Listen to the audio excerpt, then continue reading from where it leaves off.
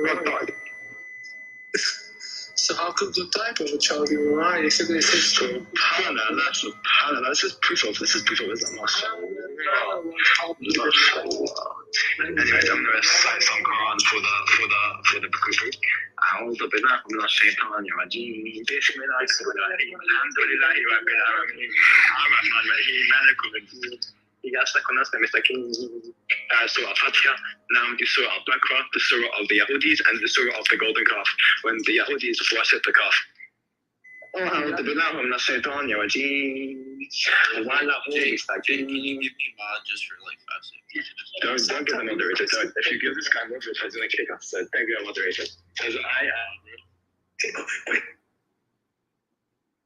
That wasn't even me, bro, but I was so ready. I'm not gonna lie. So Kyoto, what were you asking? I'm sorry, bro.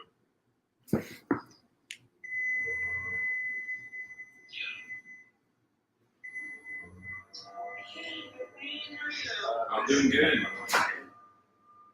What is this room? I'm not even sure. It's it's Christine's room, not the same one. Theater post. Do you know her? I'm not sure. Christine. Yeah. She's not here right now, but Is it a Muslim room or a Christian room?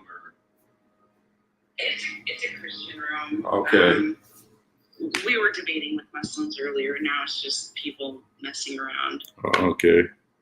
Yeah. Okay. I kind of just dropped in and I heard somebody say Ashhadu, and so I was kind of curious to find out what they were, what they witnessed, what they saw. So.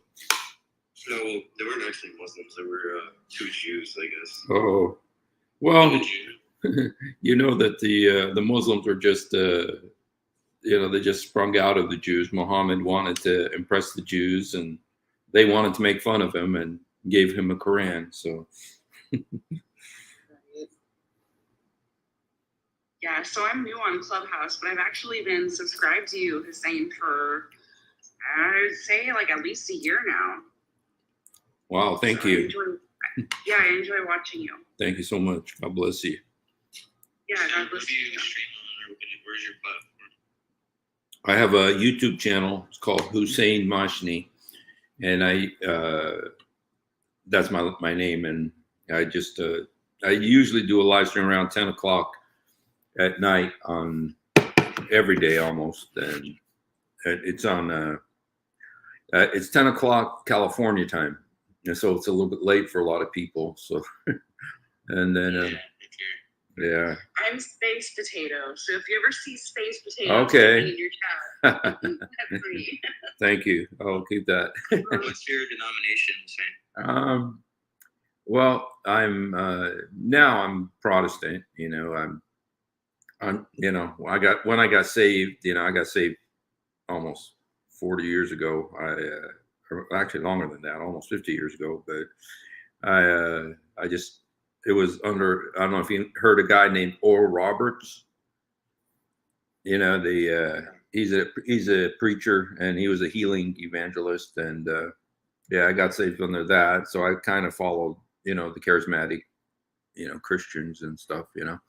That's kind of the churches that I was with. Yeah. Nice.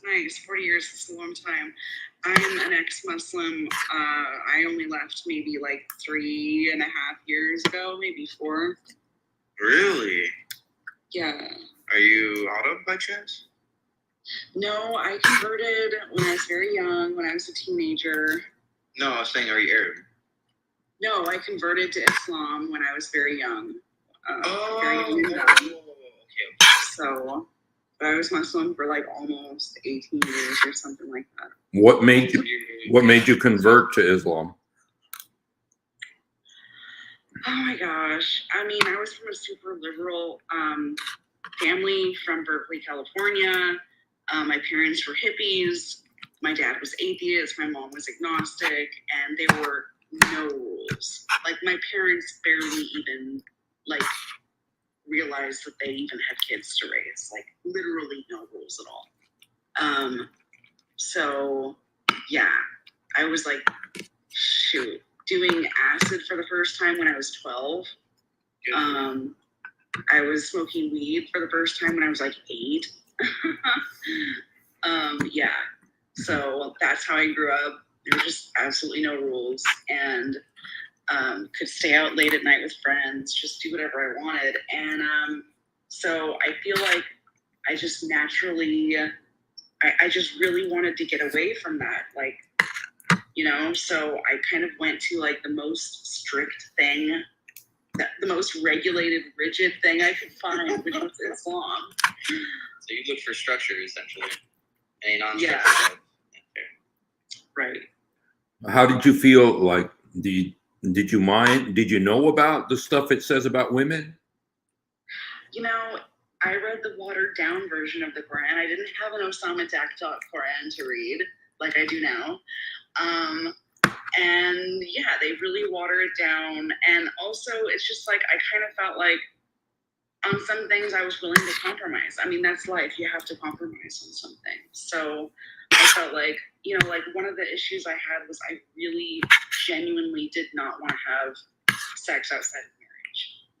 And I just felt like that's what was expected of me in a Western society. And even, like, I hardly even knew any Christians, but I just figured, you know, even for Christians, at least over there, that's pretty much how it is, you know, and that's just what it is.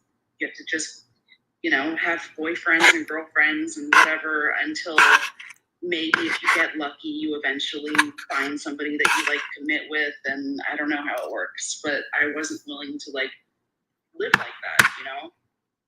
And so I felt like in the interest of like, you know, having a family and whatever and doing things the right way, you know, I was willing to overlook things like you can beat your wife in the Quran. You know what I mean? Like, so what made you convert back to Christianity? Like, where was the? Because of course you went to Islam for the structure, right? Yeah. And then, did you just not see the truth that you hoped to see in Islam? What was the threshold? Yeah. Well, I found out like little by little that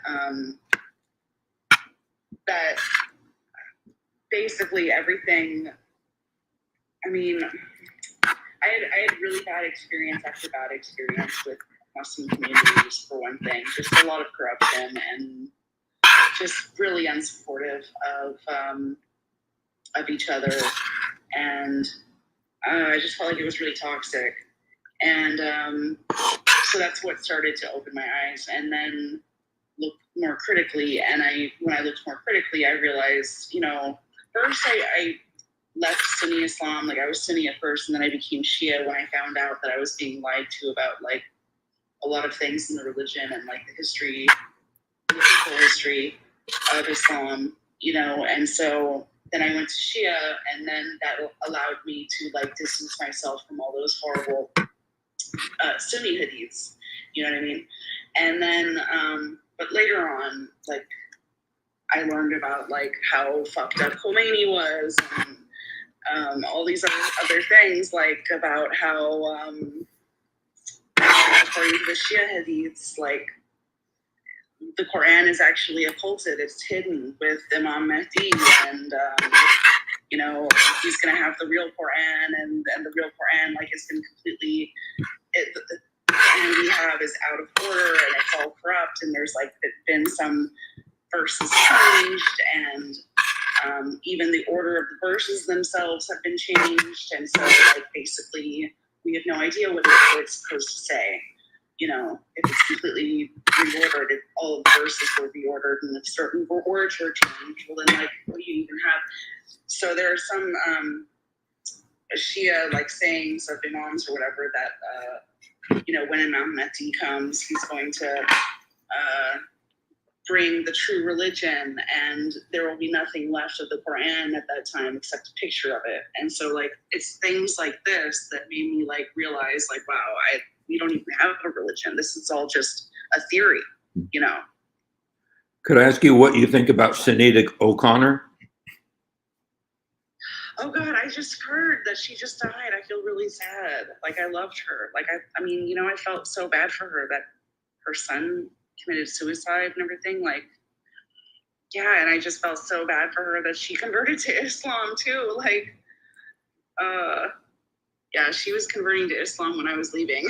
Yeah, she reminds me similar of your situation. She had this crazy life, no rules, totally rebellious, totally anti-Christian. You know, she was. I'm not saying you were like that, but she was. You know, she tore up a picture of the Pope and everything like that, which doesn't necessarily mean you're anti-Christian, but you know, she had a very bad view. Anti-Catholic, probably. Anti-Catholic, right? But they assume that is anti-Christian, so they're kind of rebelling against Christ, you know, and then look what she got sucked into, and it's just like from the frying pan into the fire, you know. And I just hope that she was able to like repent before she left. Like that's so. God, I'm just so thankful that I don't have to like die Muslim in that state of total deception. You know, like oh God, I feel so bad for somebody like that. I'm interested to see now how the media is going to try to play up the Muslim ankle, you know, to try to you know, to show how it brought order to her life and discipline, and you know, I would imagine the media would mostly ignore the story, but who knows? Yeah, I was subscribed to her even on YouTube, and like if she did anything, like released anything, I would watch it.